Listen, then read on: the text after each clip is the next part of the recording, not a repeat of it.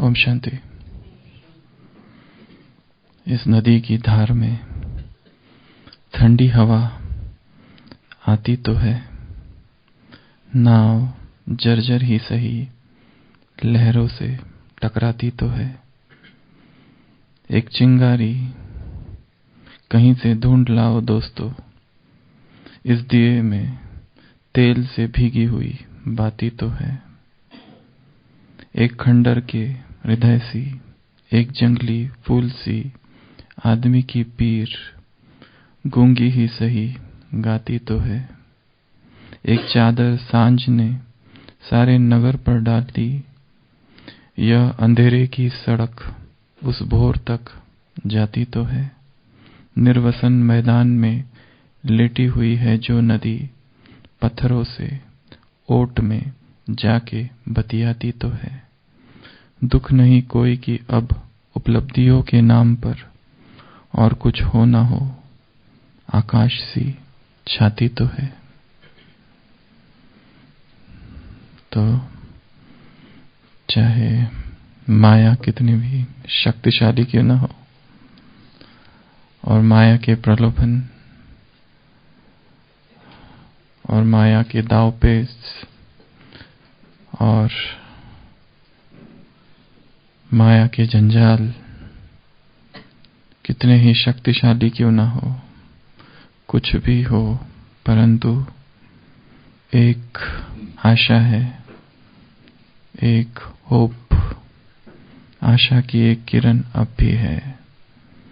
चाहे कुछ भी हो परंतु आकाश सी छाती है, कुछ भी हो परंतु ये सड़क भोर तक जाती है, कुछ भी हो परंतु ये जो दर्द है, ये आवाज है, ये बोल तो रही है, गा तो रही है। चाहे कुछ भी हो, दिया बुझा है, परंतु एक चिंगारी की आवश्यकता है, और वो अगर आ जाए तो फिर से ये दिया जल जाए।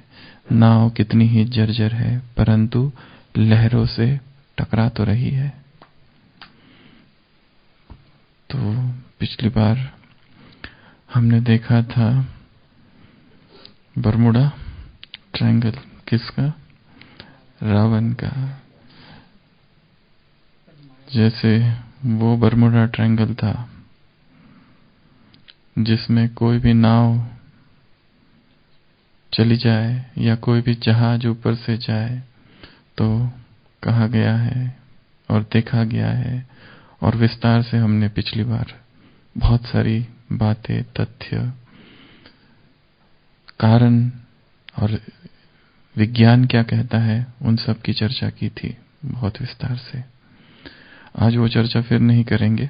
तो 6 ट्रायंगल, त्रिकोण, त्रिभुज हमने देखे थे, जिसमें यदि ब्राह्मण आत्मा उड़ते उड़ते ऊपर चले जाए तो लापता, गायब, या तो अपने स्टीमर नाव में बैठकर चले जाए तो गायब। कौन कौन सी वो ट्रायंगल थे? पहला आलस, प्रमाद, नींद, ये पहला ट्रायंगल था। यदि इसमें कोई चला जाए ऊपर तो गायब, या फिर लापता, या फिर गुम हो जाएगा तीव्र पुरुषार्थ से। दूसरा ट्रायंगल देखा था आकर्षण, विकर्षण और घर्षण। किसी से अत्यधिक आकर्षण हो जाना, क्योंकि जिससे आकर्षण होगा उसके विचार तो चलेंगे। इसके लिए हमारा इंटरैक्शन दूसरों के साथ स्पिरिचुअल लेवल पर हो। जब भी मैं ये सोचता हूं मुझे इनकी देखभाल करनी है, आकर्षण चालू। जब भी मैं ये सोचता हूं कि ये बहुत अच्छे हैं और मुझे इनके साथ रहना है, और ये मेरे हैं और ये मेरे अपने हैं, ये जो पॉजिटिवनेस है, जैसे ही विचारों में आएगा आकर्षण चालू होगा। और यदि इस आकर्षण में कोई विघ्न डालता है तो विकर्षण होगा, संघर्ष भी होगा, घर्षण। तो दूसरा ट्रायंगल ये था, यदि इसके बीच में चले गए तो गायब, फिर पुरुषार्थ नहीं हो पाएगा, क्योंकि इसके साथ ही सूक्ष्म माया के रूप आएंगे और माया जैसे जैसे कैसे आएगी ये भी नहीं पता चलेगा। आज सुबह की साकार मुरली है, तुम अव्यभिचारी राही हो शिव बाबा के घर के। तुम अव्यभिचारी राही हो शिव बाबा के घर के। तुम परमधाम के फॉरेनर्स हो। तो फिर वो अव्यभिचारी नहीं रहेगा, उसमें कोई दूसरा आ गया। फिर मैं ये भूल रहा हूं कि ये भी आत्माएं हैं और आत्माओं पर अपना अधिकार मुझे सिद्ध करना है। इस संसार की किसी भी आत्मा पर मेरा कोई अधिकार नहीं। पति, पत्नी, बच्चे, रिश्तेदार, संबंधी सब आत्माएं हैं और अपना अपना पार्ट है। जैसे ही मैं अधिकार सिद्ध करूंगा, दुख को मैं निमंत्रण दे रहा हूं। जैसे ही मैं किसी को कहूंगा तुम मेरी हो, तुम मेरे हो, एक द्वार खुल रहा है दुख का। आकर्षण, विकर्षण, घृणा, नफरत। तुम्हें किसी से घृणा नहीं हो सकती, तुम परमात्मा संतान हो। चाहे रावण हो, कंस हो, जरासंध हो, शिशुपाल हो, जयद्रथ हो, पूतना हो, शूर्पणखा हो, दुर्योधन, दुशासन, शकुनी, कोई भी हो, मंथरा, जटाऊ, सुबाऊ, कोई भी हो, हमें किसी से घृणा नहीं। घृणा के तल पर किसी के साथ इंटरेक्शन करना आत्मिक स्थिति नहीं है। ये दूसरा ट्रायंगल। तीसरा ट्रायंगल, सी इविल, सी इविल। अच्छा, दूसरा देहभान, देहाभिमान और देह अहंकार।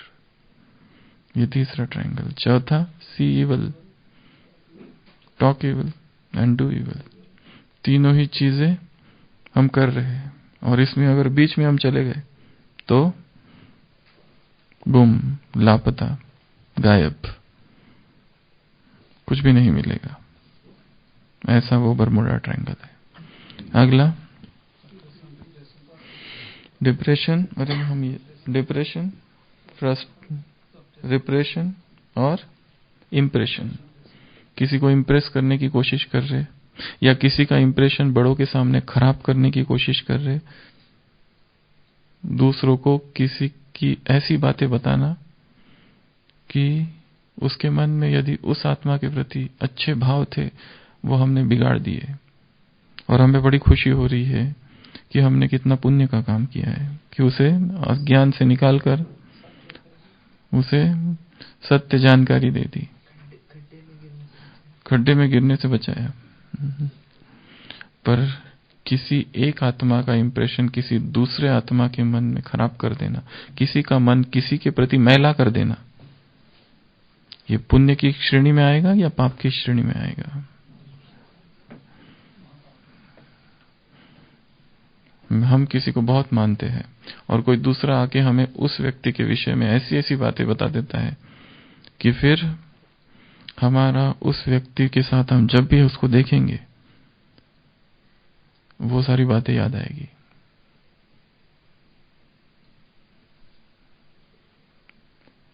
अब तक नहीं याद आती थी, अब याद आएगी। जैसे एक लकड़ा आ रहा है, उसके पास कुल्हाड़ी है, वो जंगल में जाता है, लकड़ियां काटता है और वहीं उसके घर के बाजू में एक दूसरा घर है, वहां एक लड़का है। वो रोज उस लड़के को देखता है और एक दिन बाजार में किसी से सुनता है वो लड़का बड़ा शरारती है और एक दिन जब घर पहुंचता है देखता है उसकी कुल्हाड़ी है ही नहीं, उस लड़के की तरफ देखता है तो उसको लगता है यही होगा और बहुत सोचने लगता है उसके विषय में। रोज देख रहा था तब नहीं सोच रहा था, आज उसकी दृष्टि ही अलग है, उसकी तरफ देख रहा है कि वो क्या करता है, कैसे करता है और उसके विषय में विचार कर रहा है।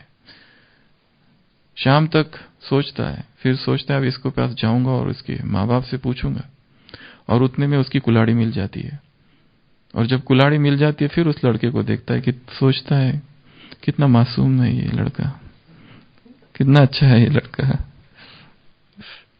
बदल गया। इंप्रेशन, रिप्रेशन दमन जिसकी हमने चर्चा की थी, और डिप्रेशन उदासी, गहरी उदासी है, पता नहीं चलता है कारण क्या है, बता नहीं सकते किसी को क्यों उदास है, परंतु उदासी तो है। किसने सुनाया था स्थिति का ब्लड प्रेशर लो है और दिल शिकस्त का पसीना बह रहा है अंदर से, स्पिरिचुअल हार्ट अटैक, आध्यात्मिक दिल का दौरा, पर किसको बताए? बताइए, लोग कहेंगे अरे तुम मुरली नहीं पढ़ते, तुम्हारा योग नहीं है,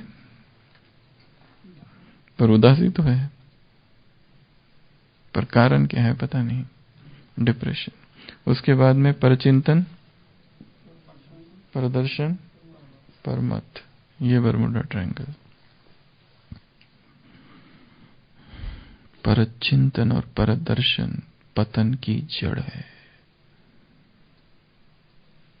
The other is hell। सारा ध्यान स्व पर हो, दूसरों पर नहीं। वो क्या कर रहा है, वो क्या करता है, उसने क्या किया, इस पर के पर काटना इस ब्राह्मण जीवन का पुरुषार्थ है। दूसरा क्या करता है, दूसरे ने क्या किया, इससे मुझे कोई लेना देना नहीं। मुझे केवल उससे लेना देना है भगवान क्या कहता है, और वो मुझे करना है बस। दी अदर से बुद्धि को हटाना है। और यदि हम देखें अपनी दिनचर्या को, तो सारा दिन हमारा ध्यान दूसरों की तरफ है, दूसरे क्या कर रहे हैं, दूसरों के गुप्तचर बन के हम विचरण करते हैं। तो परदर्शन, परचिंतन, परमत 6 हो गए, इतने ही ठीक है। आज हम आगे के 6 की डिस्कशन करेंगे। ईटिंग, इलेक्ट्रॉनिक्स, एक्सकर्शन, ये एक बरमुडा ट्रायंगल है। ईटिंग अर्थात भोजन, इलेक्ट्रॉनिक्स अर्थात डिजिटल वर्ल्ड, और एक्सकर्शन अर्थात घूमना फिरना, साइट सीइंग। ये भी एक जबरदस्त त्रिकोण है, और न मालूम कितनी आत्मा इसमें फंसी हुई है। ब्राह्मण बनना अर्थात भोजन ही इस जीवन का सबसे बड़ा रस और आनंद है। कल्पना नहीं की जा सकती, अगर इसको हटा दिया तो क्या हो जाएगा ब्राह्मण जीवन। सोचेंगे शायद व्यर्थ में ही ब्राह्मण बन गए, इतना भोजन का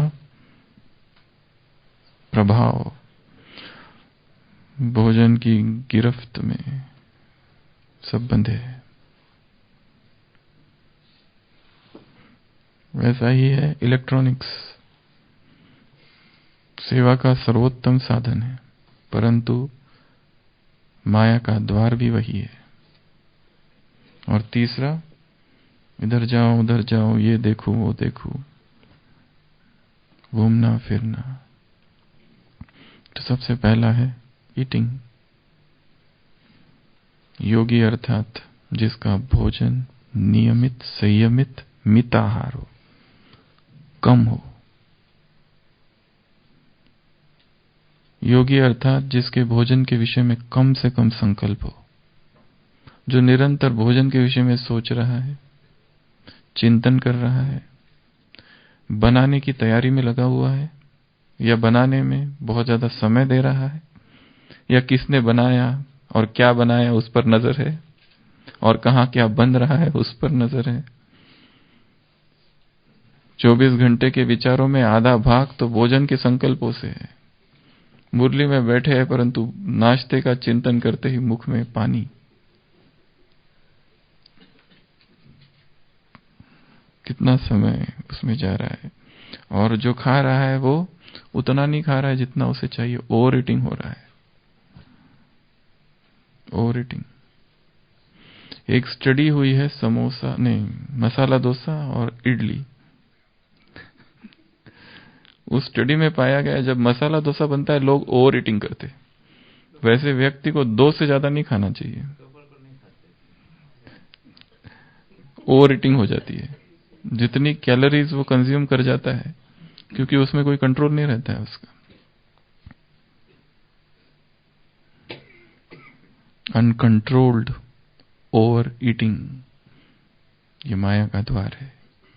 इसमें डायरेक्ट विकारों की प्रवेशता तो नहीं होगी, परंतु आलस, प्रमाद, एक्साइटमेंट, इंद्रियों की चंचलता और एडिक्शन और क्रेविंग। ऐसा नहीं एक बार आज खा लो फिर उस कल से नहीं खाएंगे। एडिक्शन क्रिएट करता है, क्रेविंग क्रिएट करता है, तलब, वो फिर चाहिए फिर चाहिए फिर चाहिए, खींचता है, झूठ बोलने में मजबूर करता है। भोजन झूठ बोलने का एक कारण है, देहभान का कारण है, टेस्ट कॉन्शियसनेस का भी कारण है। कहां तो आत्माभिमानी स्थिति और कहां तो भोजन अभिमानी स्थिति। टेस्ट कॉन्शियसनेस, फूड कॉन्शियसनेस, दिन रात उसी का चिंतन, ये भी माया का एक द्वार बन जाता है। योगी अर्थात रसों को जिसने जीता है, और सारा खेल यहां तक है बस टेस्ट का। इसके बाद यहां चले जाए, वो नाक में नली डालते हैं ना मेडिकल में, राइल्स ट्यूब, उसको पूछो क्या टेस्ट है, कोई टेस्ट वेस्ट पता नहीं उसे। टेस्ट की गुलामी, बहुत कम आत्माएं इससे निकली है, क्योंकि जैसे काम विकार है 2500 साल से बंदी गृह में बंद करके रखा है, टेस्ट के बंदी गृह में भी 2500 साल से आत्मा बंधन में है। नियमित, संयमित, उचित, मिताहार और सम्यक आहार, ये सारे शब्द है योगी के।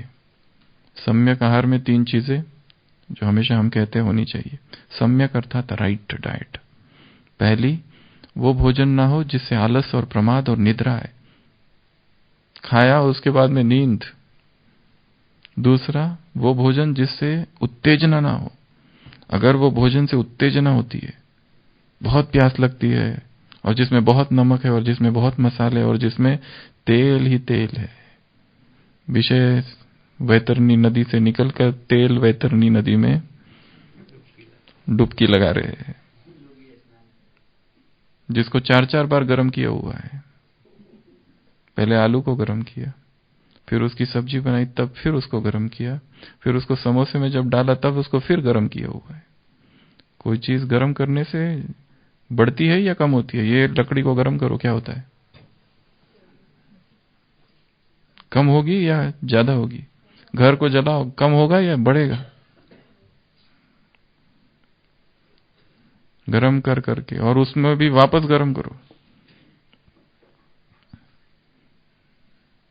जितना ज्यादा गरम उतना ज्यादा एडिक्शन, जितनी बार पकाओ उतना अधिक एडिक्शन। एक ही चीज को 4-4 बार, प्रोसेस देखो, 4 चीजें ली जा रही है, चारों चीजों के बनने की प्रोसेस को यदि स्टडी किया गया, हर एक को जलाया गया है, हर एक में अलग से तेल डाला गया है और हर एक में अलग से नमक डाला गया है। ओवरऑल जो खाया जा रहा है उसमें तेल की मात्रा बहुत ज्यादा है, नमक की मात्रा बहुत ज्यादा है, उसमें तीखा है, उसमें मसाले हैं, और वो एडिक्टिव है, वो खींचने वाला है।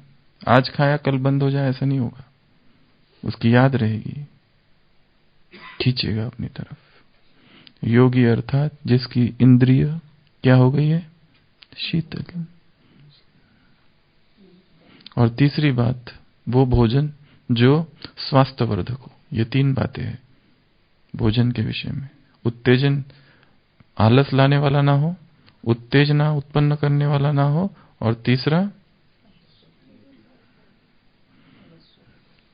तीसरा स्वास्थ्यवर्धक हो, नरिशिंग फूड। यदि कोई इसमें डूबा है तो थोड़ा सा बाहर निकलने का प्रयत्न करना है, थोड़ा सा, धीरे धीरे होगा, एकदम नहीं होगा। कोई भी डाइट तुरंत कभी भी चेंज नहीं करना। डाइट रिवॉल्यूशन नहीं है, इवोल्यूशन है। रिवॉल्यूशन नहीं करना, क्रांति करोगे तो धड़ाम से नीचे। इवोल्यूशन अर्थात धीरे धीरे धीरे धीरे बदलना उसको। और ऐसा कहा जाता है कि आप व्यक्ति के धर्म को बदल सकते हो पर डाइट को नहीं बदल सकते। धर्म परिवर्तन संभव है, डाइट परिवर्तन संभव नहीं है। कितना डूबा हुआ होता है व्यक्ति इसमें। और ओवर ईटिंग संयम की श्रेणी में नहीं आता है। आज ठीक नहीं बना, भोजन को देखते ही मूड ऑफ, भूख ही नहीं है। क्या ये योगी के लक्षण है? हम तो कहते हैं ब्रह्मा भोजन है। तो क्या ब्रह्मा भोजन वही होगा जो बहुत टेस्टी है? तब ब्रह्मा भोजन है। और जब टेस्टी नहीं तब हमारे पसंद का नहीं है, पेशेंट वाला भोजन।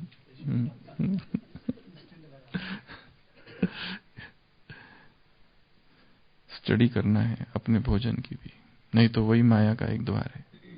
दिन रात उसी का चिंतन, दिन रात वही सोच, दिन रात excitement, taste consciousness, body consciousness, craving और बीमारियां। बाबा की याद में बनाने वाले और खाने वाले बहुत ही गिने चुने हैं। कौन किसकी याद में बना रहा है, पहले ये देखो, किसकी याद में बनाया जा रहा है? ढेर सारे लोग बना रहे हैं, कौन किसकी याद में? कोई अपने बेटे को याद कर रही है, बैठे तो है बाबा के भंडारे में, पर याद किसको किया जा रहा है? किसी को रोटी बनाते बनाते अपने बेटा बेटी याद आ गई और आंसू आ रहे हैं।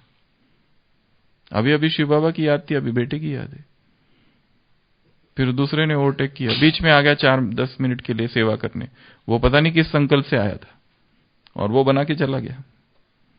फिर दूसरा कोई आया, फिर तीसरा कोई आया, तो ढेर सारे लोगों के वाइब्रेशंस उसमें है।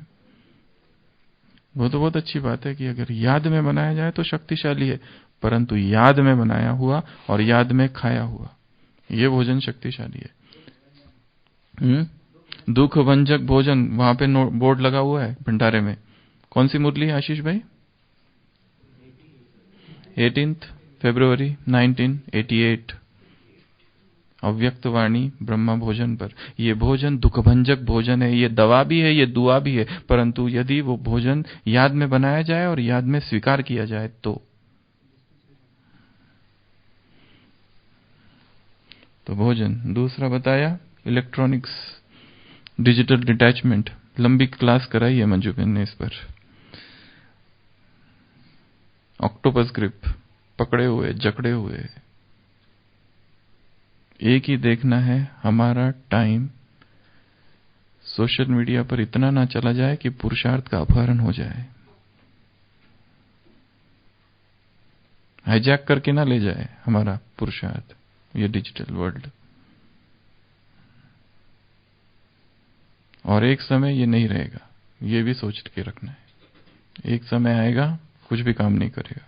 ये जो मोबाइल है इसमें इंटरनेट नहीं, इसमें रेंज नहीं, नेटवर्क नहीं, तो क्या है, ये डब्बा बन जाएगा एक बस, और कुछ भी नहीं। पड़े रहेंगे ऐसे और कोई उठाएगा भी नहीं।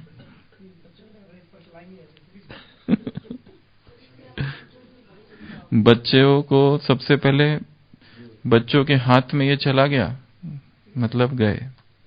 वो क्या देखेंगे, पेरेंटल कंट्रोल होता है एक, वो इंस्टॉल करना चाहिए। बड़ों बच्चों को पहले से ही ऐसी ट्रेनिंग देनी चाहिए, नहीं तो बचपन से ही अगर उनको छोड़ दिया। गिफ्ट्स में फर्स्ट आया, गिफ्ट्स में मोबाइल विद इंटरनेट फ्री। और जितना जो इंटेलिजेंट बच्चे होंगे उनके लिए और खतरा है, क्योंकि बच्चों में क्यूरियोसिटी होती है और curiosity will destroy them.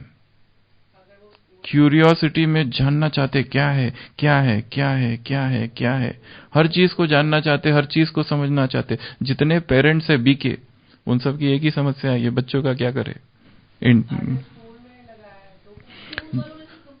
School वालों ने कंपलसरी किया, इसलिए उसको हम ट्रेनिंग ही ऐसी दे कि उसको क्या पढ़ना है, उसकी रुचि किस में है। जैसे हम उसको पहले से ही डेवलप करें उसका interest, reading motivational books, listening motivational audios, videos, उसका इंटरेस्ट ही चेंज कर दे, ताकि जब वो उसके हाथ में रहे तो वो देखे ही वो सारी चीजें, वो पढ़े ही वो सारी चीजें, सुने ही वो सारे गीत, संसार के गीत के प्रति उसको अरुचि हो जाए, इंटरेस्ट ही ना हो। उसको ट्रेनिंग ही बचपन से ऐसे, घर का वायुमंडल ही ऐसा बना दे। माँ बाप ये दोनों भाग रहे हैं, 8 घंटा नौकरी कर रहे हैं, बच्चों की तरफ ध्यान ही नहीं। और वो बच्चे अपने दोस्तों के साथ, और बहुत इंटेलिजेंट है और बहुत शार्प है, और सेंटर पर भी कभी कभी आते हैं, परंतु शार्प है अर्थात इधर भी ढूंढने में शार्प रहेंगे, फिर खोज में भी शार्प रहेंगे, विकारों की खोज करेंगे, है क्या, क्यूरियोसिटी, जानने की कोशिश करेंगे, और वो जानना ही बरमुडा ट्रायंगल में फंसना है।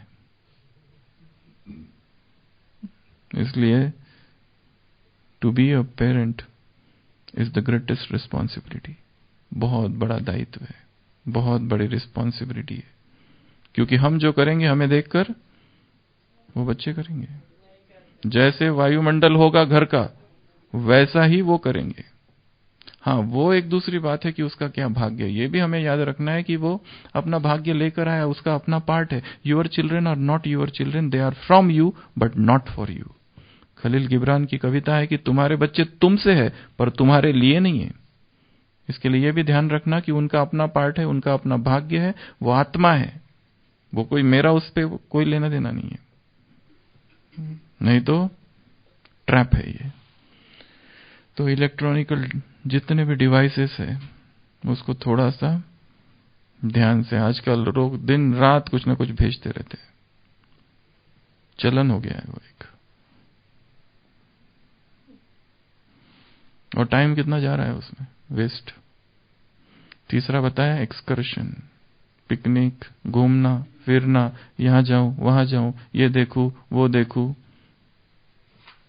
हाँ, यदि वो हम ज्ञान युक्त रीति से कर रहे हैं तो ठीक है, पर केवल जाने का लक्ष्य है साइट सीइंग, केवल लक्ष्य, गए फोटो वीटो खींची और चले, ना तो प्रकृति का आनंद लिया, ना तो सौंदर्य देखा प्रकृति का, उससे कोई लेना देना ही नहीं है, बस हाथ रख के फोटो और चलो घर। हाँ, और बाद में दूसरों को दिखाएंगे ये हम यहां घूम के आए। इसका क्या मतलब है? It's waste, utter waste.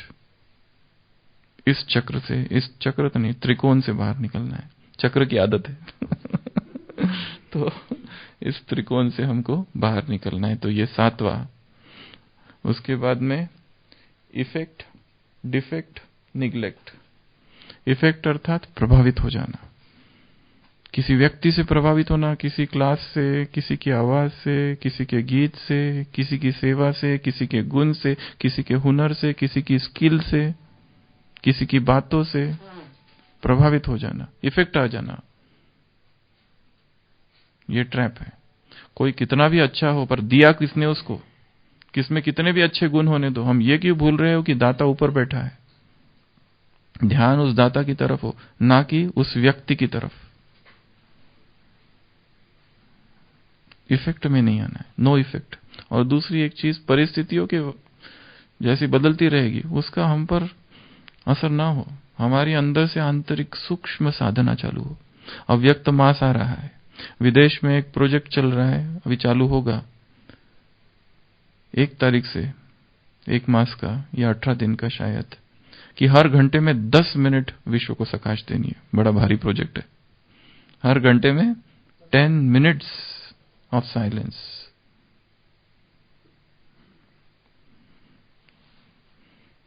Effect नहीं आने देना है, और यदि आ रहा है, हम टच मी नॉट प्लांट, वो छुई मुई है, फटाफट इफेक्ट हो जाता है। किसी ने कुछ कह दिया, उदास, किसी ने कुछ गलत व्यवहार कर दिया, उदास।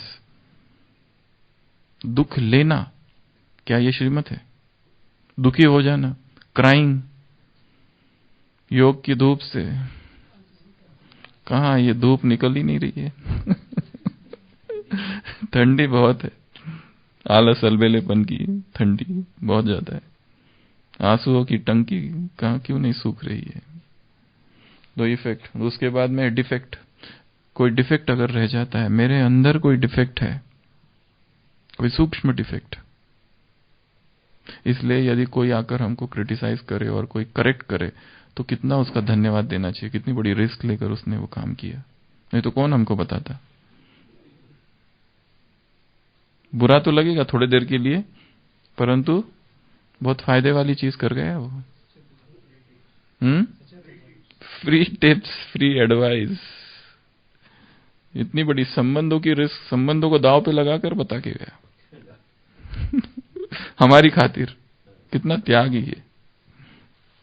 तो डिफेक्ट्स, अपने अंदर रही हुई सूक्ष्म कमियों को ढूंढना, ये बहुत बड़ा पुरुषार्थ है, क्योंकि हमें अपनी कमियों का पता नहीं चलता है। कोई बताए तो उस पर गुस्सा आता है। और तीसरा निग्लेक्ट, निग्लेक्ट करना, श्रीमत को, मर्यादा को भूले रहना कि मर्यादाएं क्या है।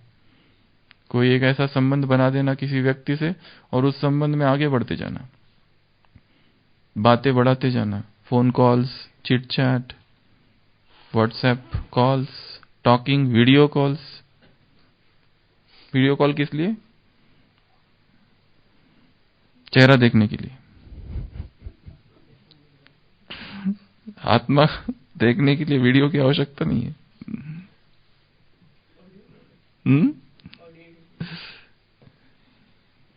मर्यादाओं को भूलना, सेवा के नाम, ऊपर से सेवा का नाम, अंदर कुछ और। हम दोनों साथ में सेवा करते, हम दोनों साथ में ये करते, पर अंदर से कुछ गलत या कुछ और ही चालू है। अंदर कुछ, बाहर कुछ, खौफनाक व्यक्तित्व।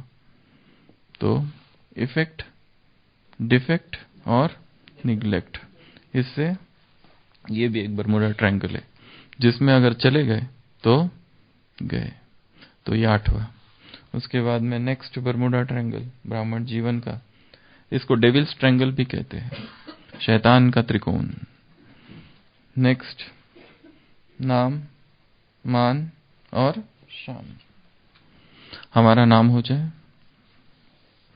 दूसरे हमको क्या करे? मान।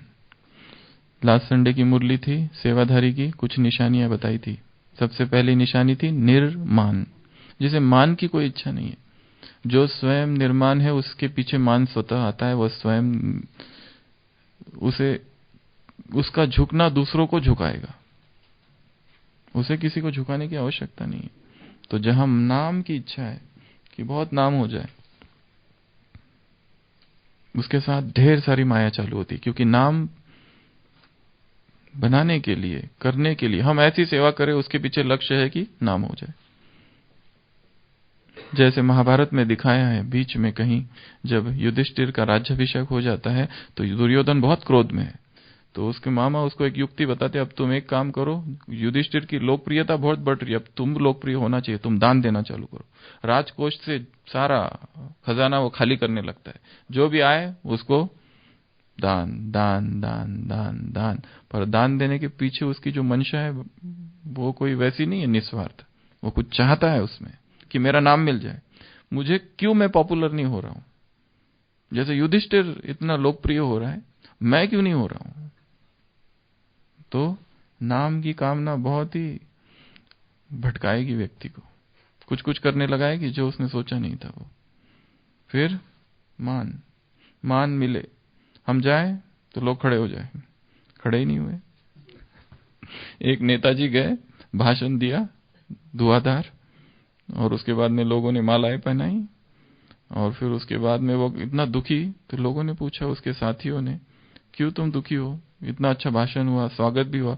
उसने कहा पूरे 12 हारों का पैसा चुका था, 11 ही डाली गई, 11 भी, एक कहां गई हार, एक हार कहां गया।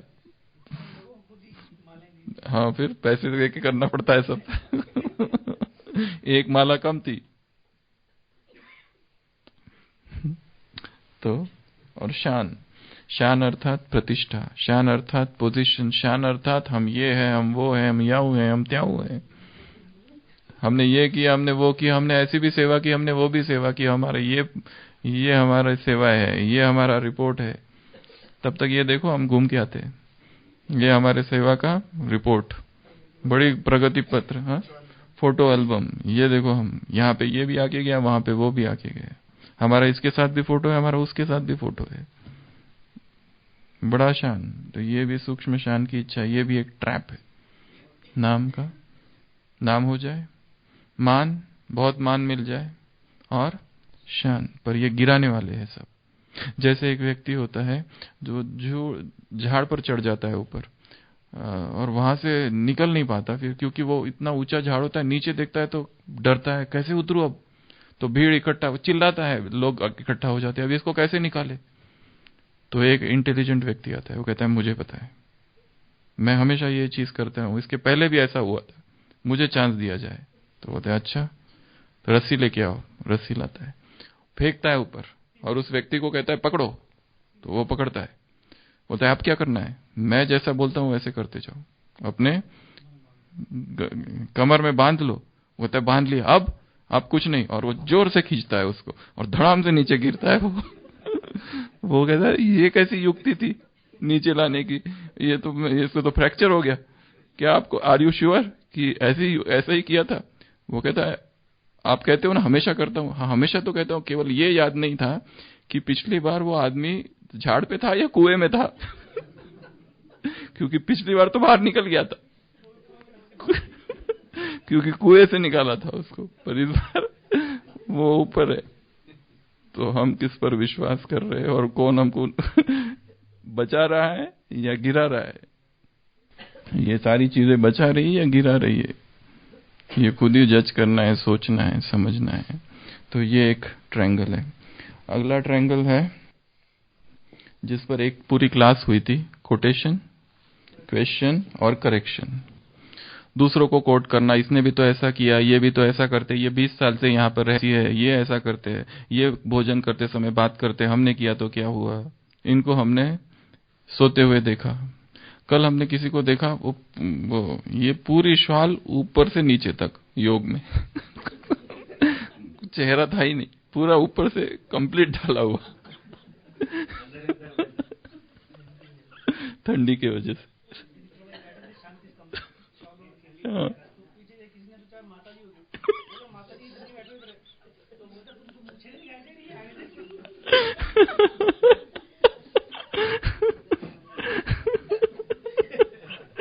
कल हमने देखा एक पूरी शॉल ऊपर से कंप्लीट नीचे तक, कुछ भी नहीं दिखाई दे रहा था, केवल शॉल।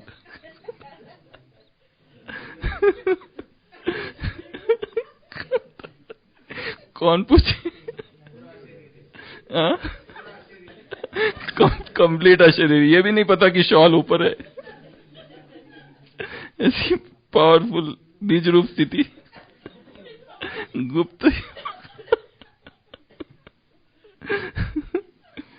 तो कोट करना, दूसरों ने ये किया, इसने ये किया, ये भी बहन ऐसी करती है, ये इतनी पुरानी है, हमने किया तो क्या हुआ, गोदनी में करता। फिर दूसरा है क्वेश्चंस, क्वेश्चंस ही क्वेश्चंस है जीवन में, इतने प्रश्न, इतने प्रश्न, इतने प्रश्न है, यहाँ ऐसा क्यों, वहां वैसा क्यों, मधुबन में ऐसा होता है, वहां वैसा होता है, ये लोग ऐसा करते हैं, और अपने जीवन के ढेर सारे प्रश्न है, और इन कोई प्रश्नों का कोई उत्तर नहीं है। क्योंकि जिसके पास प्रश्न लेके जाते हैं, वो जो उत्तर देते हैं उसमें से 10 प्रश्न और निकालते हो, और फिर किसी दूसरे के पास जाते हैं पूछने। प्रश्नों के जंगल में घूम रहे। जीवन प्रश्नमयी है, प्रश्न चित्त, प्रसन्न चित्त नहीं, प्रश्न चित्त। तो ये जंजाल है। और तीसरा बताया करेक्शन, दूसरों को ठीक करना, दूसरों को जाके बताना तुम सो रहे थे योग में, ध्यान रखना अगली बार से। अब जिसको बता दिया वो इस अवसर की खोज में है कि ये कब सोता है। जिसने मुझे बताया मुझे करेक्ट करना है वो नहीं है, क्योंकि यहाँ प्रश्न अब सोने और जागने और योग का नहीं रहा, यहाँ अहंकार की लड़ाई चालू है अब, कि इसने ऐसा क्यों कहा और कहा, कैसे कहा, इसकी इतनी जरूरत। हाँ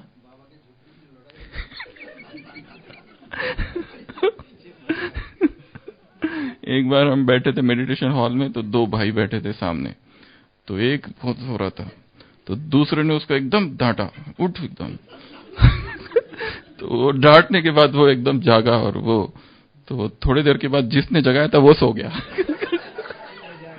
फिर अब मजा आया इसको, अब तुम जागो, बदला पूरा हुआ ना, मुझे जगाते हो। तो कोटेशन, दूसरों को गलत कोट करना, और दूसरों को क्वेश्चन से जीवन भरा हो, और तीसरा करेक्ट करना, दूसरों को करेक्शन करने की हमको कोई जरूरत नहीं, और दूसरों को करेक्ट करना भी है तो उसकी बहुत बड़ी विधि है।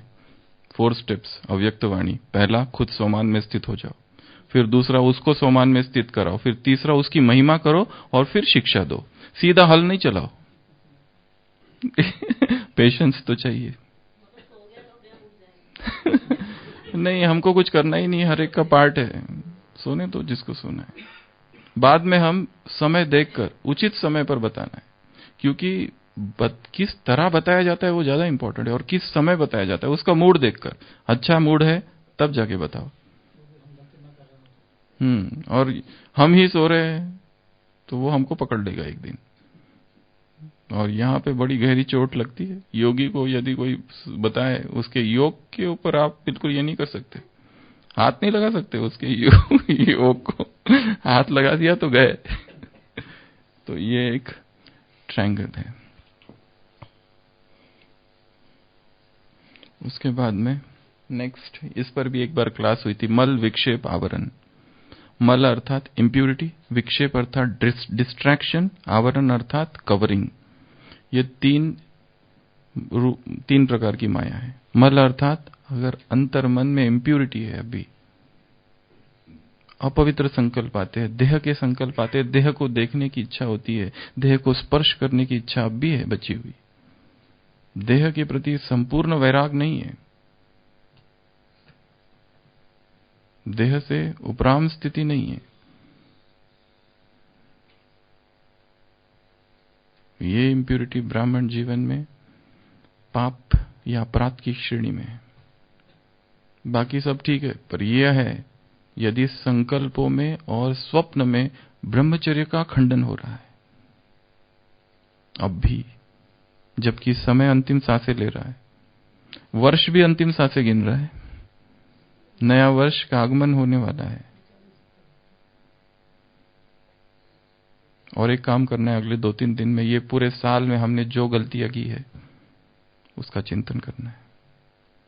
कौन सी गलतियां हमसे हो गई पूरे साल, 1 जनवरी 2018 से आज तक, क्योंकि यदि हमने उन गलतियों से नहीं सीखा तो नए वर्ष में फिर हम वो गलतियां करेंगे। गलतियां करना पाप नहीं है, एक बार गलती करना ठीक है, पर वही गलती दूसरी बार करना, ये तो पाप है। इसके लिए वर्ष की समाप्ति है, युग की समाप्ति, इस वर्ष के युग की, नया युग चालू हो रहा है। नए युग का स्वागत हमें नए उमंग उत्साह से करना है। जिस गांव में हम रह रहे हैं, उस गांव से अभी विकारों के जो गांव, व्यर्थ के जो गांव महाभारत में दिखाया है, वो शिशुपाल, जरासंध बार बार आक्रमण करता है मथुरा पर कंसवध के बाद। कृष्ण कहता है कि अभी हमें यहां से दूर कहीं जाके बसना है, द्वारिका में। सब लोग विरोध करते, अरे क्या हम कायर है? वो कहता है नहीं, हमारा मथुरा में रहने का युग अब समाप्त हुआ। मथुरा में रहने का हमारा युग समाप्त हुआ, इस विकार की नगरी में रहने का युग हमारा समाप्त हुआ, इस व्यर्थ की नगरी में रहने का युग समाप्त हुआ, इस डिजिटल शहर की गलियों में भटकने का युग समाप्त हुआ। अब नए युग की शुरुआत, नया युग आ रहा है, नया वर्ष आ रहा है, अव्यक्त मास की शुरुआत होने वाली है। आज कितना है? 29। परसों बाबा आ रहे हैं, भगवान से मिलन, नए वर्ष की शुरुआत। प्लानिंग चाहिए, एक सॉलिड तगड़ी प्लानिंग। क्या करना है? नहीं तो नहीं करेंगे प्लानिंग तो वही चीज रिपीट करते रहेंगे, वही गलतियां, वही पाप, वही अपराध, वही विकर्म, वही सूक्ष्म मर्यादाओं का उल्लंघन, और फिर पश्चाताप, फिर रोना, फिर आंसू, फिर भटकना, फिर इसको पूछ उसको पूछ। तो क्या बताया?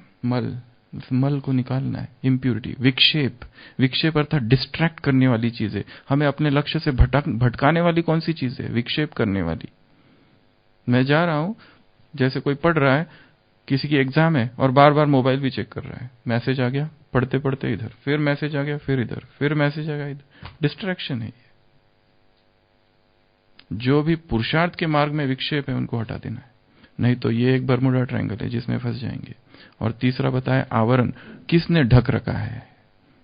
अज्ञान ने ज्ञान को ढक रखा है, मोह ने प्रेम को ढक रखा है, वासना ने शुद्ध चेतना को ढक रखा है। इस आवरण को हटाना है, कवरिंग को, वेनियर को।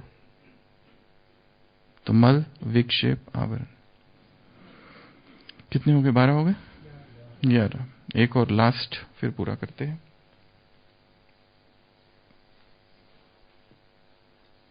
इसकी तो हम 12 तक इसको बनाकर छोड़ रहे हैं, पर इस ऐसे बहुत सारे आएंगे, जैसे आदि, व्याधि, उपाधि, आदि दैविक, आदि भौतिक, आदि आध्यात्मिक, ये बहुत सारे मुरलियों में 3-3 बातें आती है, पर पॉजिटिव वाली ज्यादा आती है। साकारी, आकारी, निराकारी, इस तरह की 3-3, सूक्ष्म वतन, मूल वतन, स्थूल वतन, 3-3 बातों की बहुत बड़ी लिस्ट है। तो ये भी एक काम आप चिंतन के लिए ले सकते हैं कि इसकी एक लिस्ट बनाई। कई लोगों ने बनाई भी है, परंतु हम खुद बनाए अपने चिंतन से, और रोज की मुरली से निकालकर, रोज की मुरली से निकालना है कुछ चिंतन की बातें, 3-3 वाली बातें। ऐसी 2-2 वाली बातें भी है और 3-3 वाली बातें भी है, 4-4 वाली भी है, 5-5 वाली कम है। तो लास्ट जगदीश भाई की एक क्लास है, उसमें उन्होंने ये बात कही है, अट्रैक्शन, डिस्ट्रैक्शन और डिस्टॉर्शन। अट्रैक्शन, डिस्ट्रैक्शन और डिस्टॉर्शन। वैसे हमने ये वाली पॉइंट दूसरी जगह कवर भी किए, आकर्षण में आ गया या डिस्ट्रैक्शन में भी आ गया, पर उन्होंने खास एक विशेष एक क्लास इस पर कराई है। अट्रैक्शन, क्योंकि इसमें एक डिस्टॉर्शन एक नया शब्द है। डिस्टॉर्ट करना अर्थात तोड़ मरोड़ देना चीजों को, जैसी चीज है वैसा नहीं कर देना, उसको तोड़ मरोड़ के पेश करना, जो सत्य है उसके साथ छेड़छाड़ करना, उसको कहते हैं distort the truth, the facts. जैसे बाबा ने कहा है वैसे ना लेकर उसके साथ में अपनी मत, उसकी मिलावट करना और कुछ कुछ कुछ उसमें करते जाना। तो ये सारी जो चीजें हैं करना, ये अट्रैक्शन, डिस्ट्रैक्शन और डिस्टॉर्शन, या तो एक ये ले सकते हैं या तो दूसरा और एक है 12वें की जगह। ये तो है ही है, पर ये क्योंकि रिपीट हुआ है इसके लिए एक दूसरा ले लो 12वां, कर्ज, मर्ज और मर्ज। एक है कर्ज, स्थूल कर्जा और सूक्ष्म कर्जा। एक है मर्ज, मर्ज अर्थात बीमारी, और तीसरा है मर्ज। ये भी 3 एक बरमुडा ट्रायंगल है। मर्ज अर्थात मर्ज हो जाना, सारे दैवी संस्कार, यहाँ की मर्यादाएं, यहाँ की बातें, ये भूल ही जाना कि हम ब्राह्मण हैं कुछ समय के लिए कभी कभी। इसके लिए कल की मुरली में था ना, 5 चीजें याद रखो। तुमने 5 चीजों को पहचाना है, कौन कौन सी? स्वयं को, बाप को, कर्तव्य को, समय को, ब्राह्मण परिवार को। क्या वास्तव में पहचाना है? तभी सफलता मिलेगी, तभी निर्णय करने की शक्ति आएगी, क्या करना है, क्या बनना है। तो कर्ज, कर्ज अर्थात ऋण। हम इंडिपेंडेंट हो, किसी के कर्जदार ना हो, किसी से कुछ लेना देना नहीं, किसी से कुछ करना नहीं। जिससे कुछ लिया है उसको वापस दे दो, पैसा है फ्री हो जाओ। ऐसा नहीं कि वो तो अपना दोस्त ही है, क्या फर्क पड़ता है, जिससे पैसे लिए सारा क्लियर करो अकाउंट। सूक्ष्म स्थूल सब कुछ, कोई हमें कर्जदार होकर मरना नहीं है, नहीं तो वापस आना पड़ेगा। 10 रुपए भी अगर किसी के रह गए तो देने तो पड़ेंगे ना वो भी है तो कर्जदार नहीं बनना है। मर्ज दूसरा है, मर्ज, मर्ज अर्थात बीमारी, कोई व्याधि, किसी भी व्याधि से हम ग्रस्त ना हो, मन की भी शरीर की भी। ऐसा स्वास्थ्य, संपूर्ण सर्वांगिक स्वास्थ्य के साथ हम जाए। और तीसरा बताए मर्ज, सारे खजाने, प्राप्तियां, संगम युग, बाबा ने क्या क्या वरदान दिए वो सब मर्ज हो जाना। तो ये एक बरमुडा ट्रायंगल है 12वां। एडिशनल में वो भी कर सकते क्योंकि पर वो रिपीट हुआ है। तो ऐसी ये 12 चीजें, 12 अर्थात 36 चीजें हैं जिनको हमें ध्यान देना है। और जैसे कहा कि नया वर्ष चालू हो रहा है और अव्यक्त मास के लिए आपके कुछ सजेशंस होंगे तो आप लिख के भेज सकते हैं कि क्या किया जाए संगठित रूप से। इंडिविजुअल तो हर एक करेगा ही, पर यहाँ पर इस क्लास में क्या किया जाए वो आप बता सकते हैं कि ये लिया जाए हर दिन और किस तरह लिया जाए, और सब लोग एक रस हो के कौन सा पुरुषार्थ करे। ठीक है, ओम शांति।